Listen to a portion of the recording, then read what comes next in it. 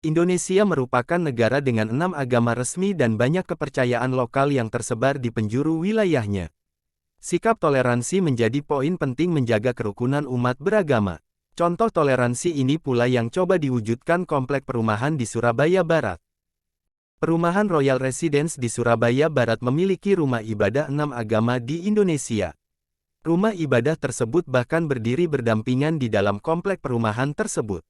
Sebelumnya warga Muslim perumahan menginginkan dibangun sebuah masjid di dalam komplek perumahan dengan alasan untuk ibadah salat 5 waktu karena lokasi masjid terdekat cukup jauh. Kemudian atas dasar itu, pihak developer memenuhi keinginan warga perumahan dengan memberikan sebidang tanah untuk nantinya dibangun tempat ibadah. Namun, agar tidak terjadi kesenjangan, pihak developer justru menginginkan tidak hanya masjid yang dibangun, tapi rumah ibadah lainnya pun bisa dapat dibangun.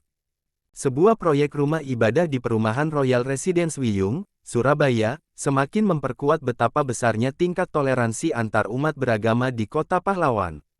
Sebanyak 6 tempat ibadah, dibangun berdampingan meliputi masjid, gereja Kristen Katolik, Kristen Protestan, kelenteng, vihara, dan pura. Setelah itu, masing-masing dari 6 tokoh perwakilan agama, melakukan diskusi dan pertemuan, sehingga disepakatilah pembangunan tempat ibadah secara berdampingan. Dana pembangunan masing-masing tempat ibadah berasal dari warga perumahan karena pihak developer hanya menyediakan tanah saja. Warga mengumpulkan dana secara swadaya dengan mencari sumbangan.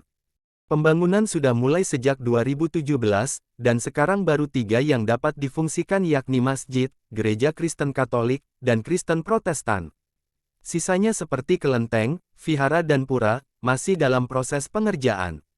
Atas dasar hal tersebut, dibentuklah sebuah wadah diskusi yakni FKRI, Forum Komunikasi Rumah Ibadah.